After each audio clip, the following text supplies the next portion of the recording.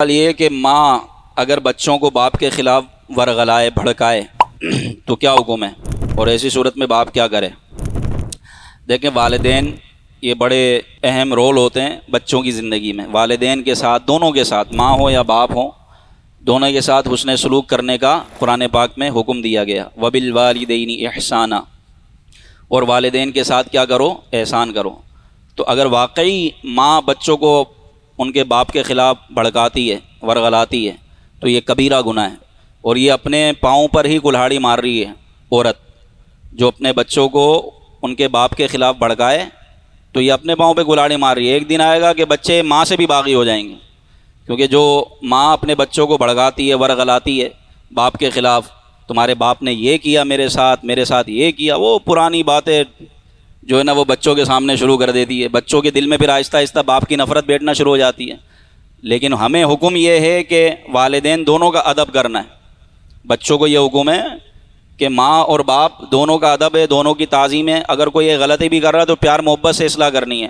اولاد کو یہ حق نہیں ہے کہ ماں کے سائڈ ہو کر باپ کو برا کہے یا باپ کے سائڈ ہو کر ماں کو برا کہے۔ تو جو عورت بچوں کو اس کے باپ کے خلاف ورغلائے تو وہ کبیرہ گناہ میں بچوں کو مبتلا کر رہی ہے، اور خود کچھ دنوں بعد، کچھ عرصے بعد اس کی اپنی عزت بھی بچوں کے سامنے ختم ہو جائے گی۔ حضرت علی فرماتے ہیں کہ کوئی رشتہ بھی ظلم کی بنیاد پر قائم نہیں رہ سکتا۔ بچوں کو باپ کے خلاف بھڑکانا ظلم ہے، یہ فساد ہے، وہ کبیرہ گناہ ہے کہ دونوں کے ساتھ حسن سلوک کرنے کا حکم دیا گیا نا۔ تو ماں اگر والدین باپ کے ساتھ حسن سلوک کرنے سے روک رہی ہے تو یہ کبیرہ گناہ کر رہی ہے۔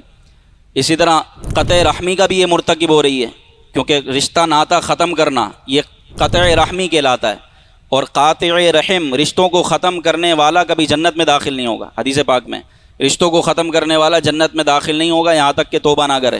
عورت کا کردار ہوتا ہے کہ وہ اپنے بچوں سے اس کے باپ کی عزت کروائے۔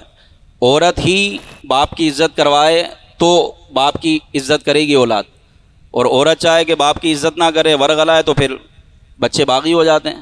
بالخصوص یہ وہاں زیادہ ہوتا ہے جہاں پر طلاقیں ہو جاتی ہیں۔ اب طلاق ہو گئی، بچے ابھی ماں کے ساتھ ہیں، باپ سے وہ ملنے نہیں دے رہی، باپ کے خلاف بچوں کو اکسا رہی ہے۔ اگر خدا نخواستہ ایسی طلاق کی صورت ہو گئی اور الگ الگ ہو گئے، شرعی طلاق اگر ہو گئی ہے، اب بیوی جو ہے نا الگ اپنے بچوں کو جا کے رہ رہی ہے، باپ کبھی کبھی ملنے کے لیے آتا ہے لیکن وہ ملنے نہیں دیتی یا بچوں کو ورغلا رہی ہے، تو یاد رکھیے گا یہ ناجائز اور حرام اور گناہ ہے۔ جو شریعت نے اس کو حق دیا ہے باپ کو ملنے کا بچوں سے، اور یہ اس کا قانونی حق بھی ہے کہ وہ بچوں سے ملے گا اگر، تو آپ بچوں کے دل میں کوئی ایسی بات نہ ڈالیں کہ جس سے وہ باپ سے باغی ہوں۔ آپ باپ سے باغی کریں گے، ایک دن وہ آپ سے باغی ہو جائیں گے، آپ کی بھی نہیں سنیں گے۔ تو اس لیے کہ جو عورت ایسا کرتی ہے اس کو توبہ کرنی چاہیے اللہ کی بارگاہ میں سچی، کہ یہ فساد ڈالنا ہے۔ فساد ڈالنے والوں کی سزا بہت بھیانک ہے، کہ دو دلوں میں آپس میں فساد ڈالنا، دشمنی پیدا کرنا، تو یہ منع کیا گیا۔